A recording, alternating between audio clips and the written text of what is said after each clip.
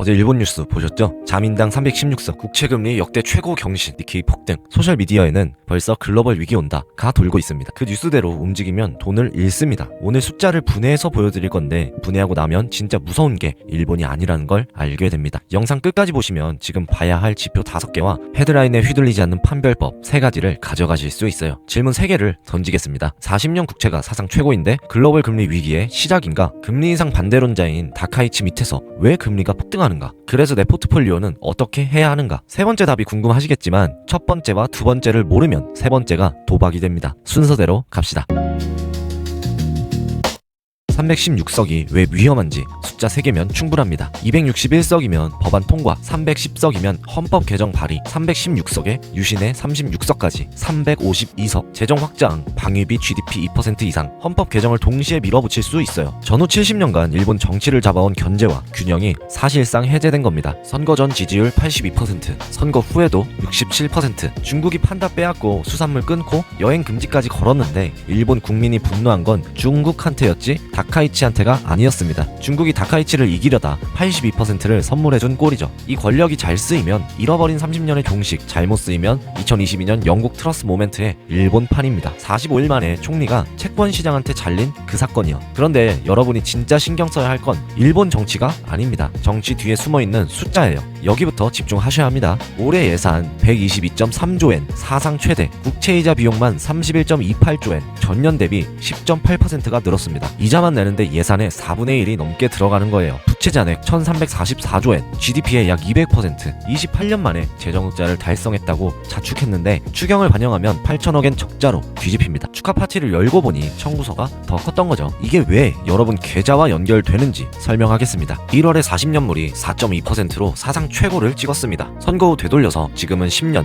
2.2%, 30년 3.5%, 40년 3.8%대 되돌렸는데도 1년 전보다 전 구간이 100bp 가까이 높아요. 시장이 한번 경고를 보낸 겁니다. 여기서 개념 하나만 잡겠습니다. R과 G. R은 빚에 붙는 이자율, G는 경제 성장률이에요. 내 월급 인상률보다 대출이자가 높으면 아무리 열심히 일해도 빚이 줄지 않는 것과 같은 원리입니다. 이건 일본 얘기지만 가계부채 비율이 높은 한국도 같은 논리가 적용돼요. 일본 명목 성장률이 약 2.5%에서 3%, 10년 금리 2.27%는 간신히 그 아래에 있습니다. 아직 코가 물 위에 나와 있어요. 그런데 30년 3.5%, 40년 3.8%는 이미 물 아래입니다. 부채 평균 만기가 길어지면서 평균 조달 비용이 초장기 금리 쪽으로 끌려가고 있으니까 수면이 서서히 내려오는 겁니다. 한번 4.2%까지 갔다가 되돌렸지만 식료품 소비세 정지에 추가 재정 확장까지 실행되면 다시 올라갈 여지가 있어요. 그때 금리가 1포인트 더 오르면 이자 비용이 수조엔 늘어나고 적자가 커지면 국채를 더 찍어야 하고 국채가 늘면 금리가 또 오르는 빚이 빚을 부르는 구조에 들어서게 됩니다. 이 악순환이 시나리오별로 내 포트폴리오에 어떻게 붙는지는 영상 아래 고정 댓글에 따로 담아뒀습니다. 그리고 여기서 이번 영상의 핵심 반전이 시작됩니다. 다카이치는 금리 인상을 반대해요. 그런데 다카이치의 정책 자체가 금리 인상을 유발하고 있습니다. 재정 확장, 국채 공급 증가, 시장 불신, JGB 금리 상승, 벤저 가속, BOJ 인상 압력, 자기가 반대하는 걸 자기 정책이 만들어내는 구조예요. BOJ 금리 0.75%에 근원 인플레이션 2.9%, 미일 금리차 350bp 이상, 옌달러 156에서 157엔대, 실질 임금은 4년 용성 마이너스, 쌀값 40.2% 상승. 다카이치를 뽑은 건 물가에 치이는 서민층인데 그 서민층이 엔저로 물가가 더 오르면서 가장 큰 대가를 치릅니다. 투표함의 아이러니죠. 엔달러 160을 기억해두세요. 마지노선이 아니라 스위치입니다. 돌파하면 재무성 개입, BOJ 조기 인상, 캐리 청산이 동시에 켜져요. 2024년 8월에 이 스위치가 눌렸을 때 니케이 하루 12%, S&P가 3일 만에 6%가 빠졌습니다. 여러분이 미국 주식을 들고 있다면 이건 남의 나라 얘기가 아닙니다. 자, 이 시점에서 가장 무서운 질문이 옵니다. 일본이 미국 국채를 1.2조 달러 들고 있잖아. 세계 최대 보유국이에요.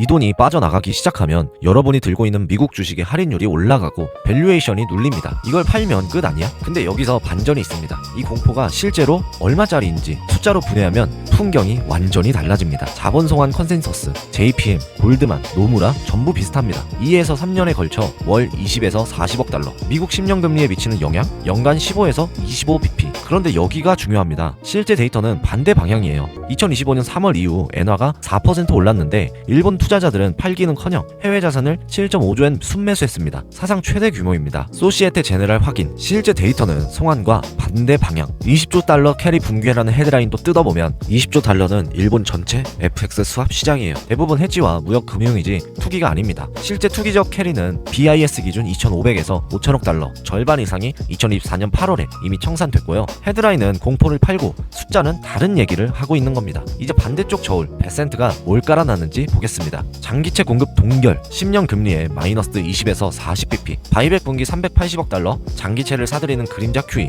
ESLR 개혁으로 대형은행 자본 2,100억 달러 해방, 보수적으로 400에서 800억 달러가 국채로 유입, 스테이블코인 법제화 후 테더와 서클이 1년간 566억 달러 국채를 매수, 나라였다면 세계 6위 규모의 수요원입니다. 여기까지가 4개예요. 이것만으로도 일본의 상방 압력을 상쇄하고 남습니다. 근데 아직 3개가 더 있어요. 연준 T빌 재투자, 연준이 국채 구매자로 복귀, 페니메이와 프레디맥, MBS 2천억 달러 매입, AI 디스인플레이션, CPI에 연간 마이너스 0.5에서 0.7%포인트. 혼자서 이걸 다 깔았냐고요? 네, 그게 기축통화국의 특권입니다. 7개 독립 메커니즘이 전부 같은 방향을 가리키고 있어요. 금리 하락과 유동성 유지, 일본은 거기에 반대 방향의 바람 하나를 불고 있을 뿐입니다. 미국 하방이 일본 상방의 3에서 5배, 같은 방향을 가리키는 힘의 수를 세세요. 6에서 7개가 수렴하면 그건 잡음이 아니라 추세입니다. 1.2조 달러 매도로 글로벌 위기, 점진적 송환 월 20에서 40억 달러, 연간 15에서 25bp. 방해 요인이지 파괴 요인이 아닙니다. 여러분의 미국 주식 포지션을 뒤흔들 규모가 못 돼요. 그러면 일본은 무시해도 되냐? 아닙니다. 점진적 송환은 시장이 흡수합니다. 그런데 BOJ 깜짝 인상으로 캐리가 48시간 안에 터지면 VIX 40 이상 유동성 증발, 이건 미국의 7개 도구로도 못 막아요. 일본은 건물의 지하 기둥입니다. 금이 간다고 바로 무너지진 않지만 지진이나 폭풍이 올 때 기둥 상태가 결과를 결정하죠. 그 지진과 폭풍은 일본이 아니라 미국 내부에 있습니다. 인플레이션 5% 이상 재폭발하면 베센트의 도구 전부 무력화, AI 생산성 꺾이면 디스인플레이션 효과 소멸에 기술주 매도, 재정적자 통제 불능이면 구조 자체가 흔들립니다. 일본은 이 3가지가 터질 때 증폭기 역할을 할 뿐이에요. 진짜 경계 대상은 일본이 아니라 미국 내부의 이 3가지입니다. 마지막 질문에 답합니다. 내 포트폴리오는 어떻게 하냐? 5개 지표만 주 1회 체크하세요. 나머지는 잡음입니다. N달러 160 돌파, 캐리 청산의 첫 번째 경보, JGB 30년 4% 돌파, 일본 재정의 데드라인, MOF 주간 자금 흐름에서 해외 채권 순매도 전환. 아직 이 신호는 없습니다. VIX 25 돌파, 25 아래면 안전, 40 넘으면 행동, 미국 10년 4.5% 돌파, 베센트 관리 상한선. 데이터를 걸러내는 원칙은 3가지입니다. 하나, 일어날 수 있는 것과 실제 일어나고 있는 것을 구분하세요. 일본 송환은 아직 잠재적이고 미국 금리 관리는 지금 진행 중입니다. 투자는 후자의 비중을 두는 겁니다. 둘, 한 변수를 볼 때 반대편 힘의 합을 같이 보세요. 일본만 보면 무섭지만 도구 7개를 함께 보면 비율이 보이죠. 공포는 한쪽만 볼 때 생기는 편향이에요. 셋, 점진적 흐름과 급성 쇼크를 분리해서 대응하세요. 느린 송환은 무시해도 됩니다. 급성 캐리 청산에 대해서만